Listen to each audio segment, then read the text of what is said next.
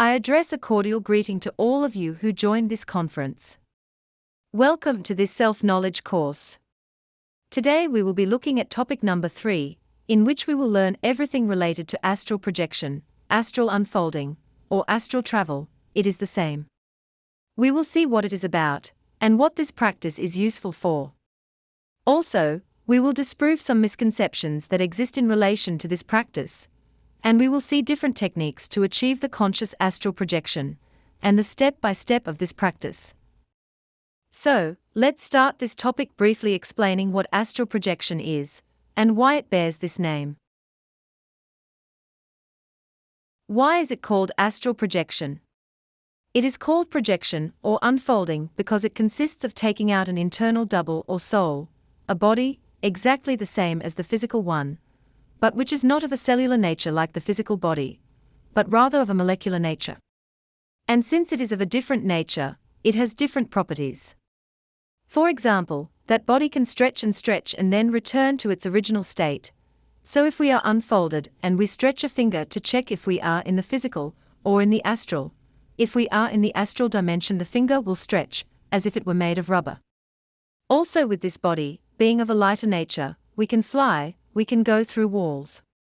So, if we are in the astral and we jump, we can remain floating in the air. Or if we try to go through a wall or any object with our hand, we can do it. And thus, we verify that we are in the astral plane. And the reason why it is called astral is because with it we can travel to all the celestial bodies, or astros. So, if we have always wondered if there is life on other planets, in a conscious astral projection, we can investigate it directly. But what is important for us to understand is that the astral projection is nothing paranormal or strange. No, it is a completely natural process that occurs every time our physical body falls asleep.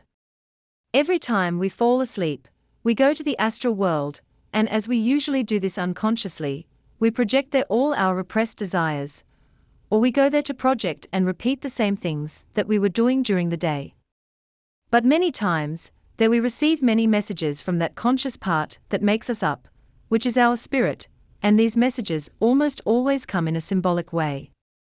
And all these experiences that our soul has, when our physical body sleeps, is what we remember as dreams when we wake up. As our consciousness is asleep, we do not realize that we are out of our body. We do not realize that we are dreaming, no matter how absurd the dream may be. That is, we can see elephants flying, and that does not call us to realize that we are in a dream. As we begin to do the work of awakening our awareness during the day by practicing psychological death, we will be able to become more aware at night. However, many people, even without having heard of this topic, have already experienced knowing that they are in a dream or even having left their body, and have seen their physical body lying down sleeping. So, what we seek to teach in this lecture is how to do this natural process consciously. How to become aware of the moment when our astral body detaches from the physical body when it falls asleep. And teach what this practice is for. So, let's see. What can we use astral projection for? What can we investigate when we are unfolded in the astral plane? I think the first thing we check when we achieve a conscious astral projection is to realize that we are not just the physical body. And we realize that, when we see ourselves outside our physical body, moving at will with another body. The second thing we realize when doing this practice for the first time is that there are more dimensions than this third dimension. And after these first verifications, a new world of experiences, investigations, and verifications that we can carry out in this superior dimension of nature opens. The information that we can obtain in the astral is unlimited. An astral projection is in itself a very important tool for self-knowledge. Actually, we can investigate what we want. In the astral we can connect with our own immortal and eternal being. So by connecting with that higher part of our consciousness, we could solve the existential question, what is the purpose of my existence? Or you can get to investigate, for example, what is it that really happens when do you die? You can investigate your past lives.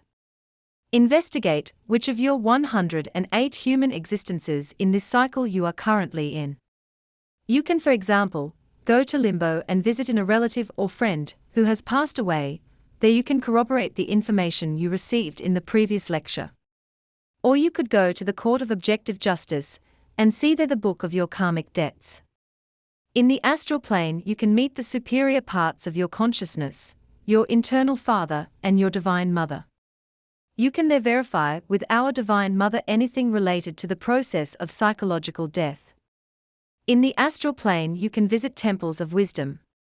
Investigate if there is life on other planets by asking your inner being to take you to any other planet. Or you could visit places on this planet. These are just a few of the countless things you can do and investigate on the astral plane during a conscious astral projection. The important thing is to use this technique for our self-knowledge and spiritual development. And it is important to understand that absolutely all of us have the possibility of achieving a conscious astral projection just by practicing with patience and perseverance. But having the ability to remain conscious during the unfolding for a long time and having access to do some deep research will require certain merits from us. It will require that we make an effort to awaken our consciousness, that we begin to live in a state of self-remembering and not lose it, and for this we will use the practice of psychological death. It will also require that we begin to make wise use of our sexual energy so as not to waste it and begin to purify it. And many internal investigations have a cost, and we must know that the currency with which the universe moves is love. So, when we strive to love others, that is to help others to awaken, we generate the merits so to be awakened in the internal world and give us access to much of the vast inner wisdom.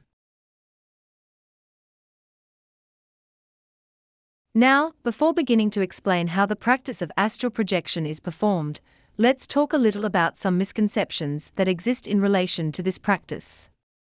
For example, some say it is a dangerous practice, that you can get lost in the astral plane and not return.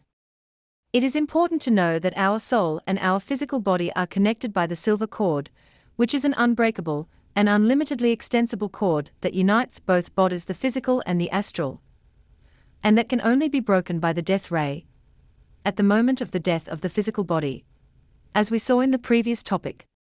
Therefore, the rumors and myths about certain dangers during astral travel are invalid and unfounded, such as that we can stay in the astral and not return, or that when we return, someone else could be inside our body. That is totally impossible due to that energetic cord. Also, this cord constantly sends information from the physical to the astral. That is why we return, or wake up, just by hearing a sound or being called or moved. Exactly the same thing will happen if we are consciously unfolded. Some people say that astral projection is very difficult to achieve. And the truth is that this practice is possible for everyone. And it turns out that precisely believing the concept that it is difficult makes it difficult for us to achieve it. Since what we believe we create. Therefore, if we focus on the fact that this is difficult or complicated or dangerous, these concepts will prevent us from succeeding. If we do the practice believing in advance that we won't make it, we certainly won't, and if we do the practice with fear, fear will block our access, since the astral is totally related to our emotions. Some people say that astral projection is only for spiritually advanced people. And that's not true either. We can all achieve conscious astral projection.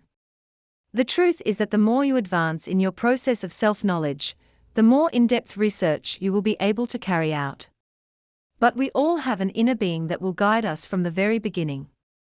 Some people say that we should not practice this, because it is something negative. Although it is true that there are malicious people who use this practice for evil purposes, such as stealing energy from other people. The practice will be positive or negative, depending on the sense or purpose with which we do it. Here we are teaching this practice to advance in our process of self-knowledge and the development of our own consciousness. In addition, we always recommend doing this practice asking for the guidance of our inner being, which represents wisdom and love. Now that we understand what the astral is, what it is for, and that this is completely safe and useful, let's see what the practice is to achieve a conscious astral projection. There are many ways to do this, many techniques that we could apply, so I'll list a few that work perfectly. The first is by concentration. This practice consists of concentrating on something, for example, on the rhythm of our breathing or on the beat of our heart, and keeping all our concentration focused on it, while our physical body falls asleep, and we begin to feel the symptoms that indicates that we are already unfolded. The second is with imagination. If we are good at imagining, this technique is perfect, and consists of imagining a place, in the most vivid and detailed way possible.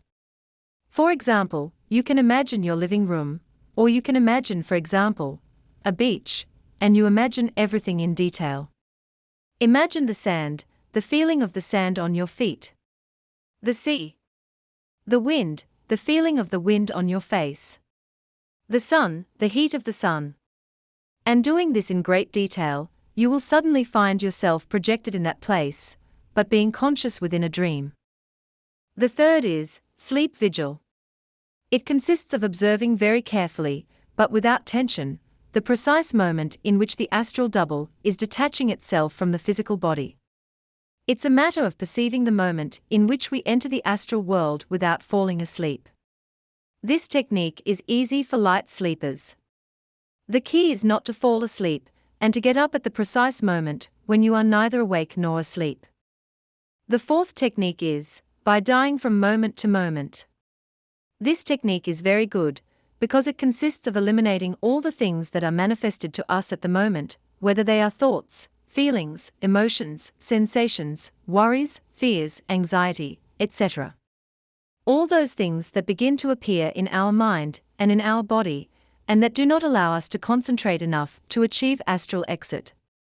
So, when we are lying down, focused on achieving the projection, for whatever comes, be it a thought, emotion or sensation that try to distract us, we are going to ask our Divine Mother to eliminate it, and we immediately return to concentration, until we begin to feel the symptoms.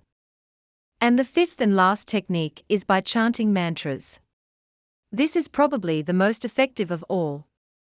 It consists of emitting sounds that will generate a certain vibration in our body that will accelerate the detachment process. Now I am going to explain the practice step by step, and when we get to the point of applying the technique, I will give an example explaining different mantras that we can use to achieve a conscious astral projection. In any case, what really matters is wanting to do it, and then daring to do it. Wanting is power. The first step for the practice is to choose a comfortable position to fall asleep. It is preferable, if you do it lying down, to use the supine position, since in that position it is easier to feel the symptoms. But if it is impossible for you to fall asleep in that position, choose another. The second step is to energetically clean and close the place where you are. I will be teaching the topic of protection conjurations in Lecture 7. This protection conjurations consists of doing a mantric chant that will clean the environment of any negative energy that could distract you from the practice, and then making a circle of light that will close the place so that those negative energies cannot return. These conjurations also help us avoid sleep paralysis. Then, you must ask your inner being to assist you during the practice and help you to succeed in it. And then you set an objective to pursue when you already find yourself unfolded. The objective is what you are going to do or investigate in the astral plane. Then you proceed to relax. Relaxation is very important. It guarantees, I would say, 70% of the success of the practice, because it puts us in an optimal state so that we can easily feel the unfolding symptoms. To relax the mind, focus on listening to distant sounds for at least 1 minute, without thinking about those sounds or becoming identified with them. Just listen to them and let them go, and search for increasingly distant sounds. To relax the emotion, breathe deeply and slowly. Exhale through your mouth. Repeat as many times as necessary until you feel the emotional center relaxed. To relax the physical body, visualize how a bright light, whatever relaxing color you choose, relaxes all parts of your body from bottom to top, starting with your right foot. Visualize it, feel it, but don't move it. Then command your foot to relax and calm down. If you don't fall asleep quickly, you can do it finger by finger. Then the front part of the right foot, the heel, the sole, and you order them to relax. And you do the same with the rest of the leg. This is done with all parts of the body from bottom to top, starting from right to left. Visualizing how each part of the body is filled with this calming light, and we command them to relax, calm down and rest. Then we visualize the whole body completely glowing, and without moving it, and in a general way we order it: physical body, relax, be calm, rest. And after relaxing, we then proceed to use the technique that we have chosen. If we use the mantra technique, there are several mantras from which we can choose to achieve the conscious astral projection. For example, there is this mantra that is very effective.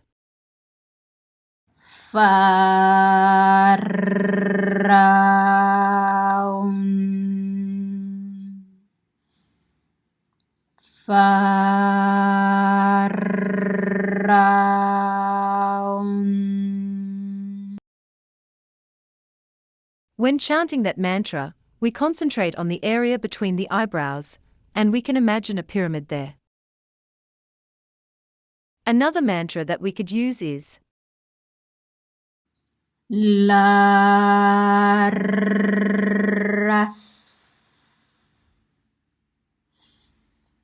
Laras.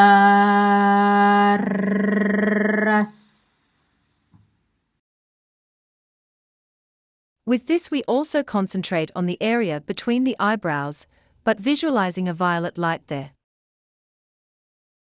Another mantra that we can use is O.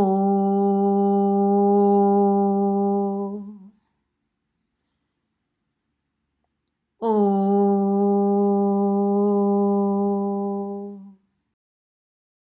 that one, concentrated in the heart. Or you can use the mantra Om.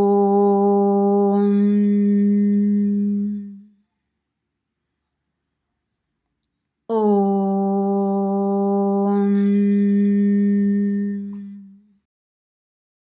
also concentrated in the heart. Another mantra that we can use is the sound.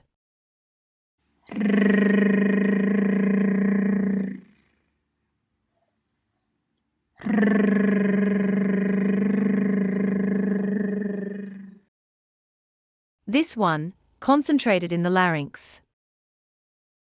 There are many mantras that serve to unfold, but these are very effective. It is important to keep in mind that we should use only one mantra per practice, since each mantra has a specific vibration, and if we change mantras in the same practice, we will mix the vibrations, and it will not work. Mantralize slowly and lengthening each syllable. You can repeat the mantra out loud about 10 to 12 times, then lower your voice until you keep repeating the mantra in your mind, until you feel the symptoms. When your astral body is separating from your physical body, you may feel any of these symptoms. You can feel your body inflate. You can feel that you are floating. You may feel your body sway gently as you are being rocked. You can feel your legs and arms rise and float. You may feel a sensation of electric current. You can feel that you are spinning at high speed. You can feel a noise next to your ears. Or you can consciously appear in a dream. All these are symptoms that the projection is taking place and that you are being aware of the process. What should you do when you feel the symptoms? Control your emotion, relax. Don't panic or feel euphoric, but relax even more and allow the symptom to grow. When you feel that the symptom is strong enough, move on to the next step, which is to get up and check if you are already unfolded. You can do this by jumping with the intention of floating, stretching out a finger, or trying to go through something with your hand, for example. If upon checking, you find that you are still in the physical body because you do not float when jumping, or your finger didn't stretch, then you return to bed and continue using the technique until you feel one of the symptoms. If when you check, you remain floating, or when pulling your finger it stretches, it means that you are in the astral plane, then you remember your objective and go for it.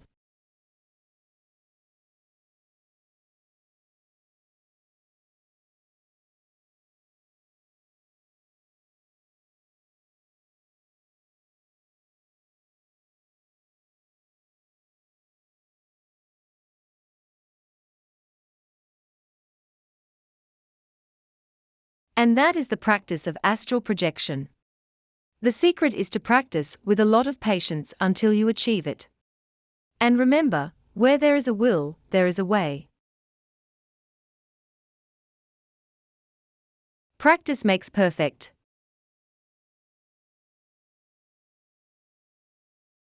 In our next topic, we will be studying the 7 energy centers that we have in our physical body.